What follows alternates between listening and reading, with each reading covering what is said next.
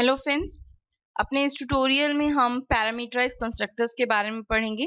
जैसा कि last tutorial में हमने आपको डिफ़ॉल्ट कंस्ट्रक्टर के बारे में बताया कि जो डिफ़ॉल्ट कंस्ट्रक्टर हैं उन वो कोई भी पैरामीटर्स नहीं लेते। पैरामीटर्स कंस्ट्रक्टर्स में हम पैरामीटर्स पास करते हैं और उन पैरामीटर्स के थ्रू हम वेरिएबल्स की वैल्यूज़ को यानी कि क्लास के जो वेरिएबल्स हैं उनको इनिशियलाइज़ करते हैं। किस तरह से हम देखेंगे। सबसे पहले हमने यहाँ क्लास लिया, क्लास स्पेस दिया और क्लास का नाम लिख लिया लाइन।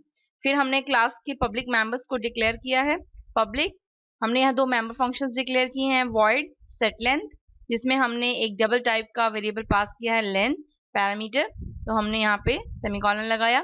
फिर हमने next member function double space get length यानी कि जो लेंथ की वैल्यू हम देंगे उसे गेट करने के लिए हमने फंक्शन बनाया है गेट लेंथ और इसे पैरामीटर पास कर दिया। हमने कोई भी पैरामीटर पास नहीं किया तो हमने लिखा है वॉइड देन सेमीकोलन।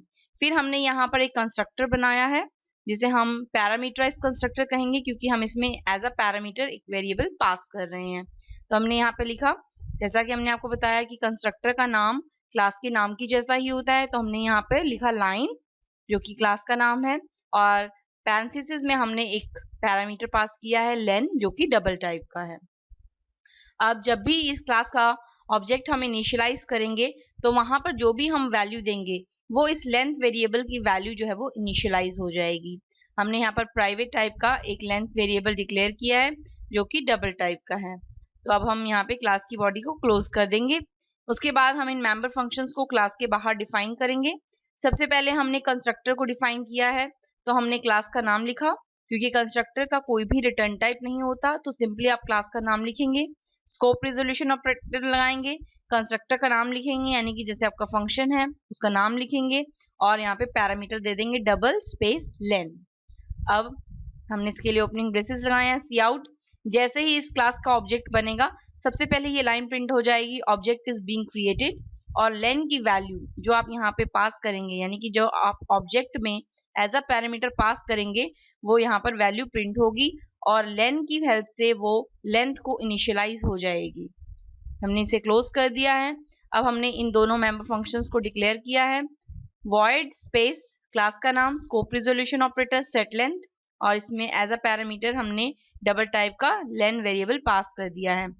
जब भी ये फंक्शन यूजर कॉल करेगा तो जो भी वो वैल्यू पास करेगा फंक्शन कॉलिंग के टाइम एक्चुअल पैरामीटर की वैल्यू वो इस फॉर्मल पैरामीटर में पास होगी और लेंथ की हेल्प से वो लेंथ को इनिशियलाइज कर दी जाएगी यानी कि लेंथ को दे दी जाएगी, असाइन कर दी जाएगी। देन इसे क्लोज किया है और गेट लेंथ फंक्शन की हेल्प से हमने उस वैल्यू को रिटर्न करवा लिया है। देन सेमीकोलन, इसे क्लोज कर दिया है। अब हमने मेन की स्टार्टिंग की है।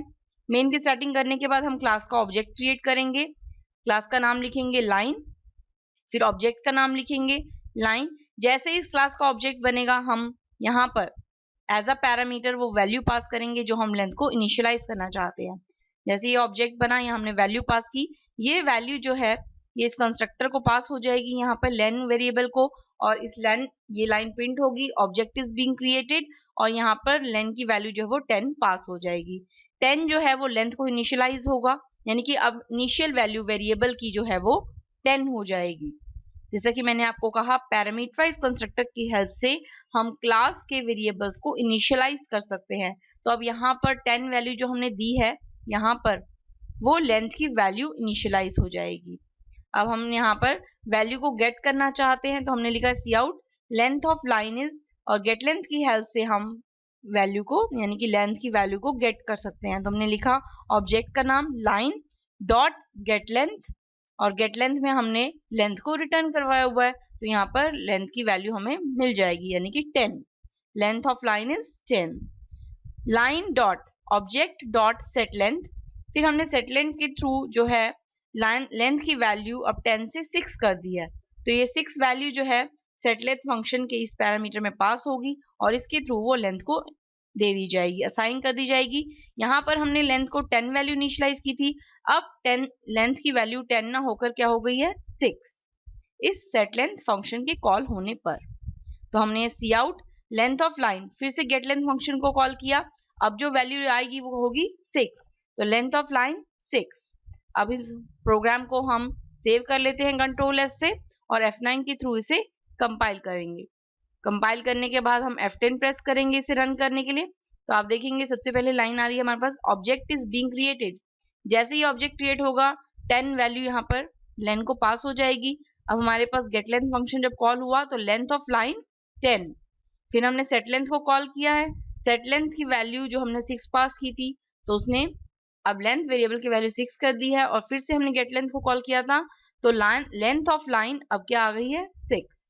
तो इस तरह से हम पैरामीटराइज कंस्ट्रक्टर की हेल्प से क्लास के वेरिएबल्स को ऑब्जेक्ट के थ्रू इनिशियलाइज कर सकते हैं। ये था हमारा पैरामीटराइज कंस्ट्रक्टर। मिलते हैं अपने नेक्स्ट ट्यूटोरियल में। Till then bye, thank you.